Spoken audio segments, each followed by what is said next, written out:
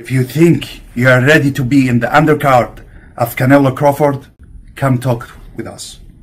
And maybe you will have chance. Thank you and see you in Vegas the 13th of September, inshallah.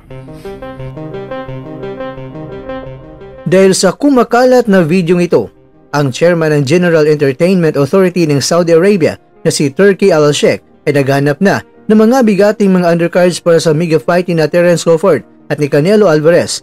January Casimero hindi pinalagpas ang pagkakataon at nagbahagi ng kanyang pagiging interesado at gusto niyang makasali. Ang tanong, may chance ba si Casimero na mapabilang sa undercard? Narito ang kasagutan, pero bago yan mga kwento ay sana huwag niyong kalimutan na gawin ito.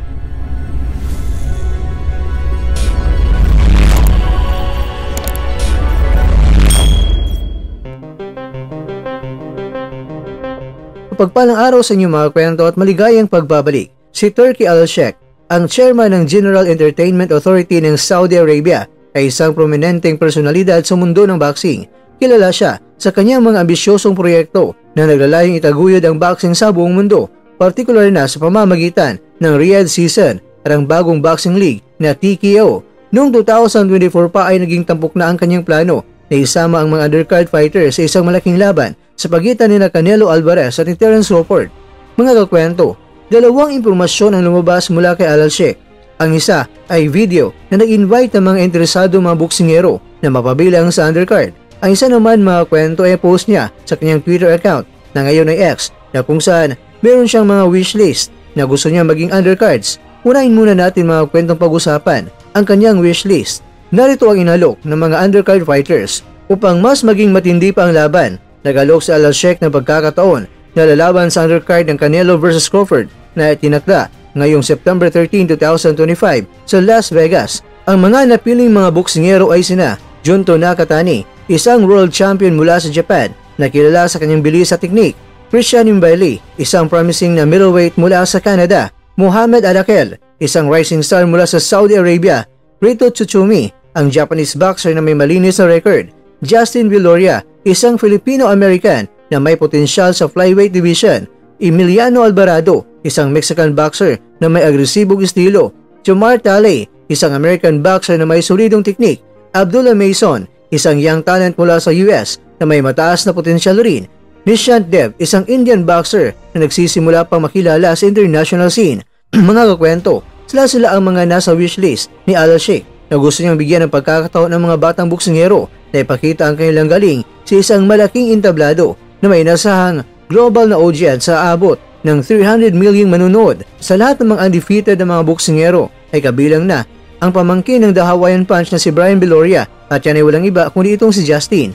Ang desisyong ito mga kwento ay nagbibigay diin sa pagbabago ng direksyon ni Al-Sheikh mula sa mga international na laban patungo sa mas lokal na mga proyekto sa Estados Unidos. Bagamat hindi natuloy ang orihinal na plano, pero patuloy ang kanyang pagsuporta sa mga umuusbong na talento sa boxing. Pangalawa, sa videong ito ay klarong-klaro naman mga kakwento na binigyan niya ng pagkakataon ang sinumang mga boksingero sa buong mundo na gustong sumali, kaya sinabi niya na makipag-usap lang sa kanila dahil baka matanggap sila. Kaya dito na papasok sa eksena si Casimero, lalong-lalo na interesado ang Cuadro Alas na sumali. May nagsasabi man na baka kakwento ang video na yan ay pinatutungkulan ay ang mga boksingero na banggit sa wishlist, kaya hindi talaga kasali si Casimero.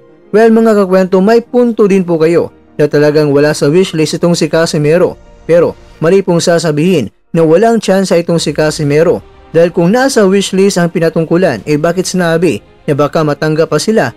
Yun nga yung mga boksingero na gusto niya. Kaya kung trip nga ni Al-Sheikh ang boksingerong ito na may kartada na 1 win at meron ding 1 knockout, talagang masasabi mo na kahit na hindi undefeated itong si Casimero ay talagang mas bigatin pa kung ikukumpara mo yan sa boksingerong ito. Pero ganun pa man mga kwento, kung magawan talaga ng paraan na makakontak ang Team Casimero sa Big Boss ng Saudi ay malay natin, papayag yan. Kaya kung magawa ng paraan na makakontak ang Team Casimero sa Big Boss ng Saudi ay malay natin, papayag yan. Malay natin ang wish ni Casimero ay maging katuparan at hindi maging wish ko lang.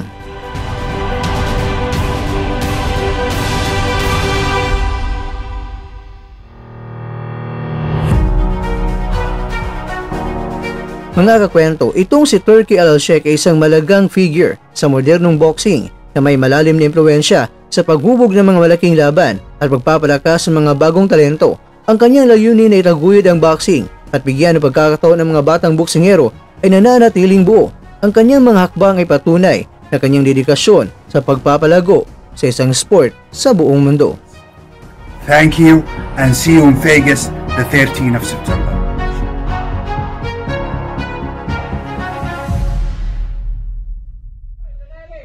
Pag-desisyon na diha, kaya hindi ka musukol, pag-resign na lang, kaya mabas yung ka, mabas ka. Kaya ikaw nag-equal out ka ron.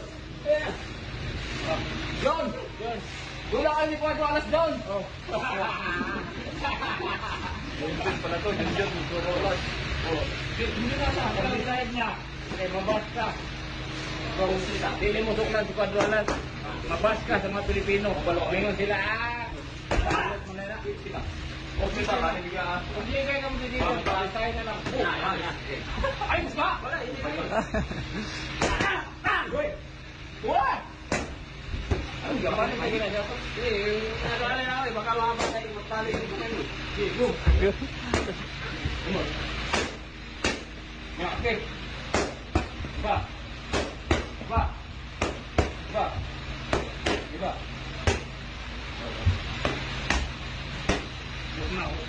Ano po? Ano? Sino po? Okay, okay. Patayang patay. Yan. Dito galing mo. Okay. Two. Kulang pa. Oh.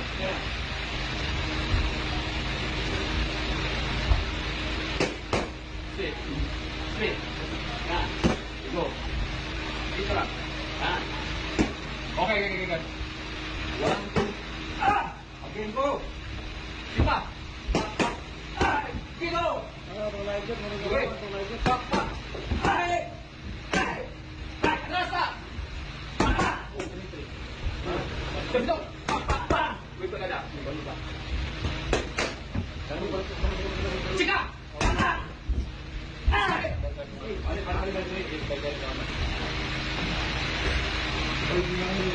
Okay!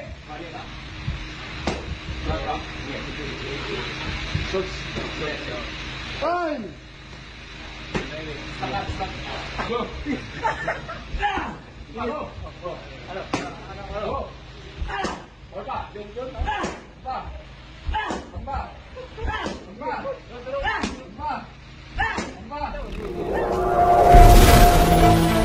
At dyan, nagtatapos ang ating kwento.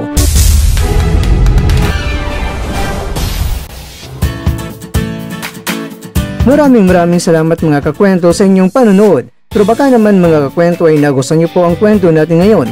Baka pwede niyo po akong mabigyan dyan ng like, subscribe at pa-click na rin sa bell button.